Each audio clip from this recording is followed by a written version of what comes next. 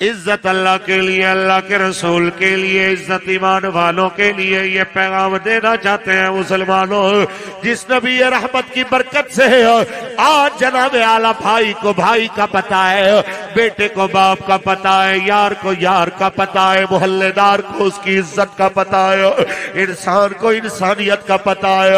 بس اتنی بات کرنا چاہتے ہیں، جب آپ اس کی عزت کی بات کریں گے مالک آپ کو ادھر بھی عزت عطا فرما دے گا، مالک آپ کو آگے بھی عزت عطا فرما دے گا۔ ورنہ یہ یاد رکھیے، کوٹھیوں والے، پیسوں والے، بنگلوں والے بڑے آئے بڑے گئے، اس موت نے بڑے بڑے لوگوں کو جناب اعلیٰ زمین کے نیچے جا کے پہنچا دیا۔ اس موت نے اعلان کیا تھا الموت الذی افرق بین ابن و ابی، وہ موت جو باپ بیٹے کو الگ کر دینے والی، وَأَنَا الْمَوْتَ الَّذِي يُعَمِّرُ الْقُبُورَ وَيُخَرِّبُ الْقُصُورَ، میں وہ موت ہوں جو جناب اعلیٰ گھروں کو ویران کر دیتی ہے، قبروں کو آباد کر دیتی ہے۔ میں وہ موت ہوں اُفَرِّقُ بَيْنَ الْأَخِيِّ وَالْأَخَوَاتِ، جو بہن بھائیوں کو الگ الگ کر دیتی ہے۔ اُفَرِّقُ بَيْنَ الزَّوْجِ وَالزَّوْجَةِ، جو میاں بیوی کو علیحدہ علیحدہ کر دیتی ہے۔ تو موت جو جدائیاں ڈال کے گھروں میں ہنستے بستے گھروں میں آنسوؤں کے ڈیرے بسا دیتی ہے، وہ موت جو جناب اعلیٰ ساتھ کھیلنے والے بھائیوں کو ایک دوسرے کے غم میں رونے پہ مجبور کر دیتی ہے۔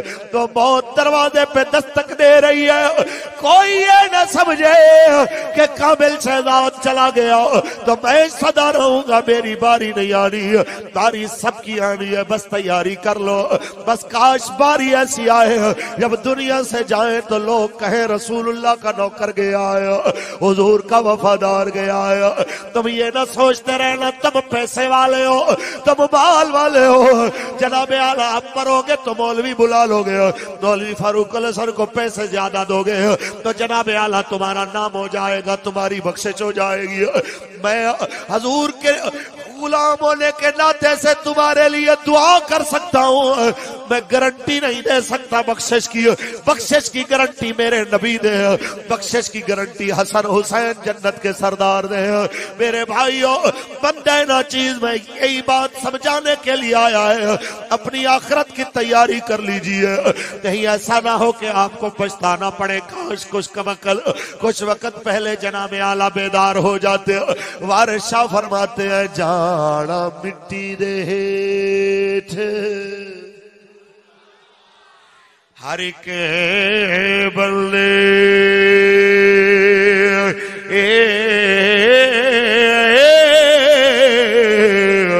بھاویں ڈھارے تے بھاویں چوبارے تیرا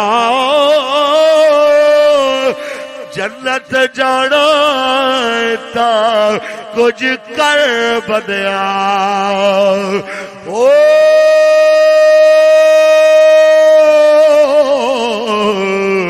اے بیٹھا نہ ملا دے لارے تیرا۔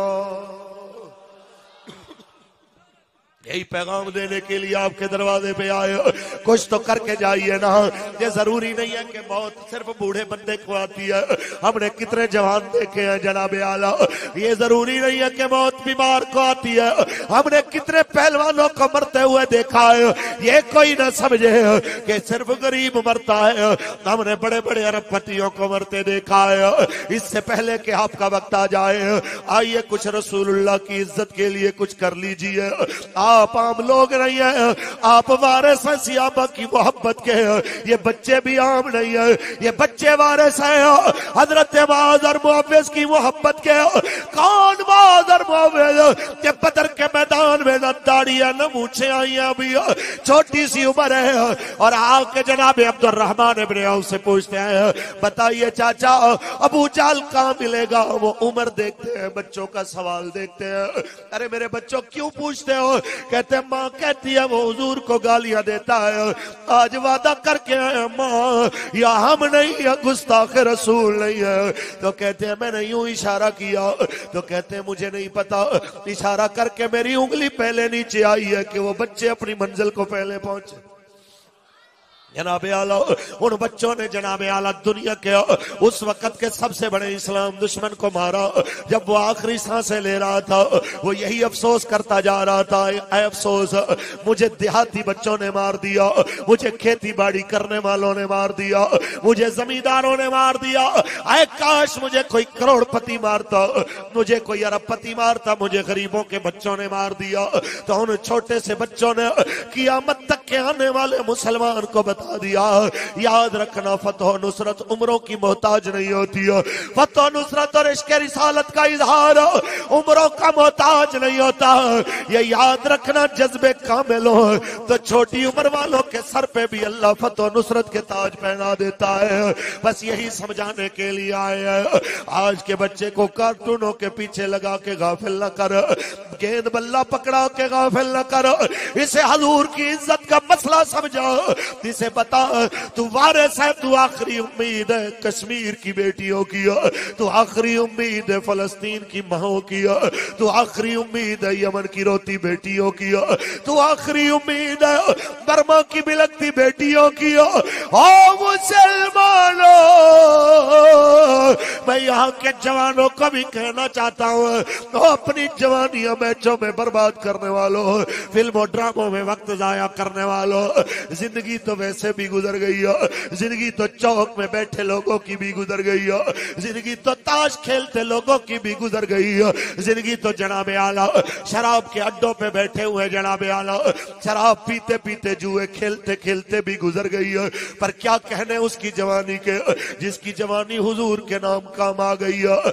जब कभी जनाब हंजला की शक्ल में के सुहाग रात भी छोड़ के रसूल अरबी के दीन के लिए निकल पड़ता है, तो उस वक्त सिर्फ मर्द जवान नहीं है, जवान औरतें भी दीन के जज्बे से सरशार है कि जाते हुए जनाब हंजला का हाथ पकड़ के उनकी बीवी कहती है कहां जा रहे हो?